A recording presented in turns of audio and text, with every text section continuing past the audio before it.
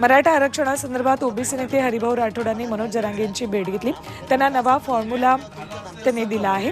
37% आरक्षणापैकी 27% आरक्षण ओबीसींना आणि 10% आरक्षण मराठ्यांना देण्यात यावा असा फॉर्म्युला हरिभाऊ राठोडांनी दिला।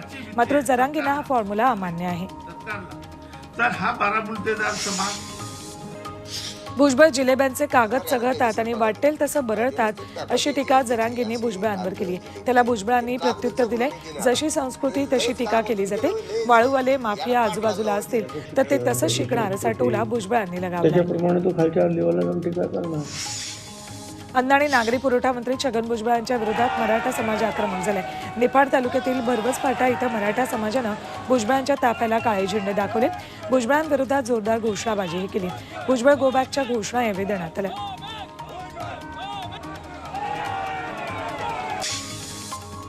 अमृत नोनी आर्थो प्लस ये एक प्रूवन फॉर्मूला है। इसमें मौजूद नोनी फल के गुण और आयुर्वेदिक जड़ी बूटियां शरीर को जरूरी पोषक तत्व देने के साथ साथ हड्डियों और जोड़ों के घिसने, उनमें होने वाले सूजन और दर्द को रोकने में मदद करता है। दर्द मुक्त जीवन के लिए अमृत नोनी ऑर्थो प्लस। प्रवाशांना आता ट्रेन मधून उतरल्यानंतर थेट घरपोच सेवा मिळणार आहे। त्यासाठी आयआरसीटीसीने ओला कॅब सोबत करार केलाय। म्हणजे तुम्हाला रेल्वेचं तिकीट बुक केल्यानंतर ओलाचंही बुकिंग करता येईल। आठवडाभर आधी बुकिंग केल्यानंतरच प्रवाशांना या सेवेचा लाभ मिळू शकेल। कोकण रेल्वेवर आज मेगा ब्लॉक घेतला जाणार आहे। कळंबणी बुद्रुक कामेठे दरम्यान आज 2.5 तासांचा मेगा ब्लॉक असेल। दुपारी 12:40 3:10 ब्लॉक घेतलाय। त्यामुळे या मार्गावरून धावणाऱ्या 2 गाड्यांच्या वेळापत्रकात बदल केलाय। दुरुस्ती आणि देखभालीच्या कामासाठी हा ब्लॉक घेतला आहे। परभणी जिल्ह्याच्या तापमानात कमालीची घट झाली। परभणीचा पारा आज 9 अंश सेल्सिअसवर गेलाय। गेल्या काही दिवसांपासून सतत तापमानाचा पारा घसरतोय। दिवसभर गार हवा वाहते। ही थंडी गहू आणि हरभऱ्यासाठी पोषक मानली जाते। उत्तर भारतातही थंडीची लाट आली आहे। पंजाब, हरियाणा, चंदीगड, राजस्थान, दिल्ली आणि उत्तर प्रदेशात कडाक्याची थंडी आहे। या राज्यांमध्ये धुक्याची दाट चादर पसरली आहे। या दाट धुक्यात रस्ते, रेल्वे आणि विमान वाहतुकीला मोठा फटका बसतोय। मुंबईवर धुरक्याचं साम्राज्य कायम आहे। थंडीमुळे यात आणखी वाढ झाली। हवेचा वेग मंदावल्यानं मुंबईसह राज्यातील इतर शहरांमध्ये प्रदूषणाचं प्रमाण वाढलंय। हवेत धुलीकणांचं प्रमाणही वाढलंय। वाढत्या प्रदूषणामुळे अनेक शहरांमध्ये हवेचा गुणवत्ता निर्देशांक धोकादायक पातळीवर पोहोचलाय।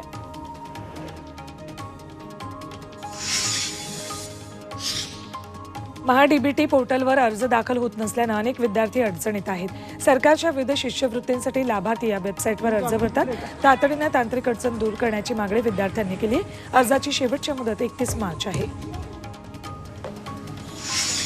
जागतिक स्तरावर प्रसिद्ध असणारा स्पोर्ट्सवेअर ब्रँड नायकी शेकडो कर्मचाऱ्यांना नारळ देण्याच्या तयारीत आहे। येत्या काही दिवसात नायकी शेकडो कर्मचाऱ्यांना काढून टाकणार आहे। कंपनी ऑटोमेशनवर भर देणार असल्यानं कर्मचाऱ्यांना मात्र नोकरी गमवावी लागणार आहे।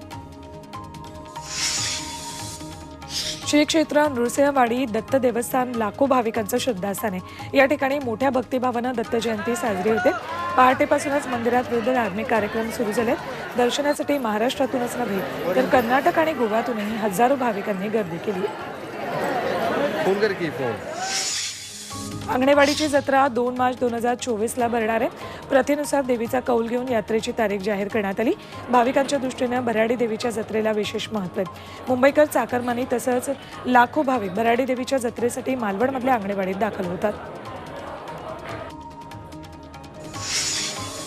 सिद्धिविनायक मंदिरात भाविकांनी गणपती बाप्पाला अर्पण केलेल्या सोन्याच्या अलंकारांचा लिलाव करण्यात आलाय।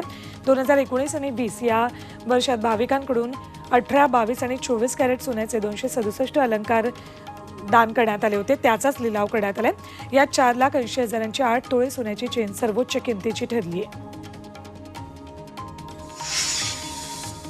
सांगलीतील कवठे महांकाळच्या देशिंगमध्ये अंबाबाई देवीच्या यात्रेनिमित्त बैलगाडा आणि घोडागाडी शर्यत पार पडली। सुमारे 150 एकर मैदानावर या शर्यतीचं आयोजन केलं होतं। यावेळी महाराष्ट्र तसंच कर्नाटकातून लाखो शर्यतप्रेमींनी हजेरी लावली होती। रायगडच्या महाडमध्ये मनुस्मृती दहनाचा 96वा वर्धापन दिन साजरा झाला। यानिमित्त शेकडो आंबेडकरी अनुयायांनी 14 तळ्यावरील डॉ. बाबासाहेब आंबेडकर यांच्या पुतळ्याला अभिवादन केलं। बाबासाहेबांचा जयघोष करत महिलांनी महाड शहरात रॅली काढली।